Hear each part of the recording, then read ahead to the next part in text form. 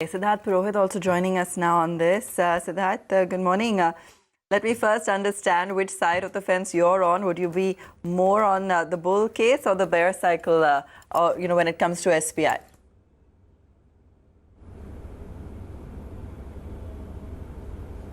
Yeah, morning. In fact, we have a particularly neutral view on the stock. Let me tell you why. There are positives and negatives that we have discussed. On the positive side, if you talk about in the last couple of quarters, we have seen the asset quality for the bank kind of receding. So incremental asset formation has kind of receded. You look at the last quarter slippages numbers, which was not alarming. It came down substantially. So on asset quality front, it's quite comfortable. When you look at even some of the biggest stressed sectors like steel, telecom or textile, others, they are adequately provided for. So that's not a concern. But what has happened is that probably new sectors and new emerging areas are coming under stress, and that could pose a kind of threat for incremental improvement in asset quality. At 63% calculated PCR, I think they're adequately provided for. But if big accounts come into as a negative surprise going ahead as NPA, then probably the bank will have to take additional provisions. Now, if you look at the management's guidance of 1.8% credit cost guidance for the full year, so that looks a bit challenging task. I acknowledge the fact that they will have a substantial recovery from SR account, but one cannot ignore the fact that there is a sizable exposure to accounts like DHFL also, where we are not adequately provided for. So large portion of that recovery could eat up into that incremental slippages. So I believe that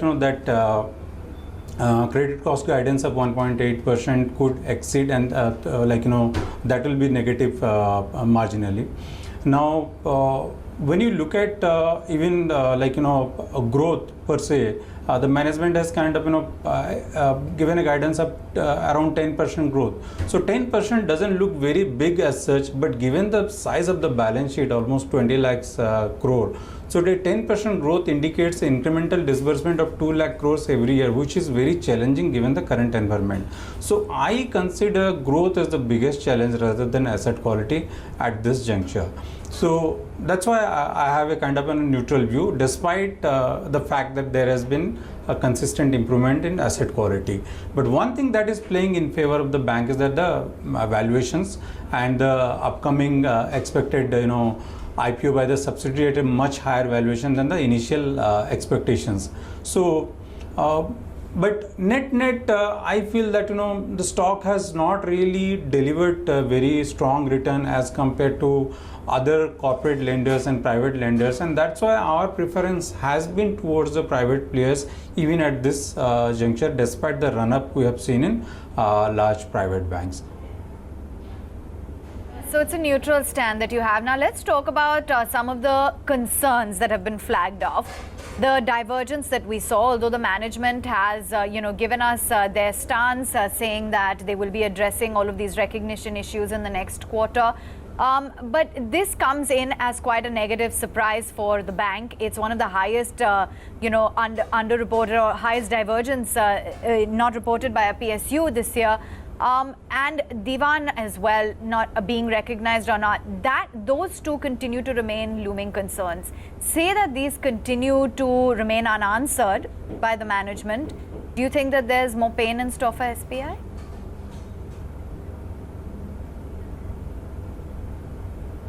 See, divergence was something really not expected, even though they have clarified that subsequent quarters those account has been classified as NPA and again upgraded also partially, but there is a amount which is yet to be provided. So that's why I was telling that the credit cost guidance will probably exceed than the guidance that they have given. And in addition to that, again coming back to the Dewan account and all, see, in NCLT cases earlier we have seen very good recovery, and in the manufacturing side we might see good recovery, but this is for the first time that financial companies getting into in the insolvency court, and we have not seen any past track record of the recovery rate of financial companies.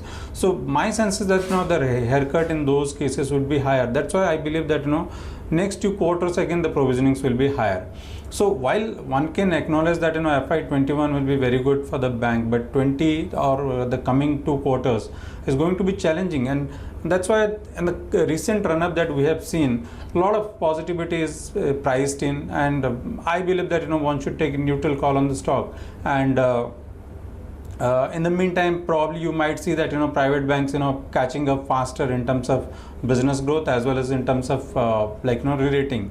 So I feel there are still some hangover in terms of marginally bit on the asset quality side, but more so on the growth side. As I was telling, I am more concerned about the growth given the state of the economy. Siddharth, allow me to come in here just since we're running out of time. Just wanted to get in a view.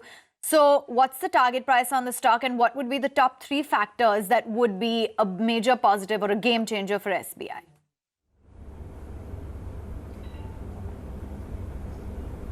I think the price is, the stock is adequately priced right now. I don't see any upside in the near term at least. And that's why I was telling you that probably there has been a major run up in the stock in the recently post Q2 result, after there was some clarification with regards to this one big account, SR Steel and all, and possibly this IPO also is of the subsidiary also is supporting to some extent, but I don't see much upside in the near term, and that's why I have a neutral view on the stock. I don't see the stock going up from here onwards in the near term. And in terms of trigger, yes, of course, if the growth picks up in terms of credit disbursal picks up, that could probably add up, and probably the further proceed in terms of insolvency in the DHFL cases, and some more accounts in the NCLT cases could kind of be the trigger for the stock. And of course the final pricing of the subsidiary, those could be the trigger. But net I would say that the stock may not outperform in the near term, and that's why we have a neutral call on it. Much for joining in and sharing with us your outlook. That's the view and verdict on SBI, presenting both sides of the tale.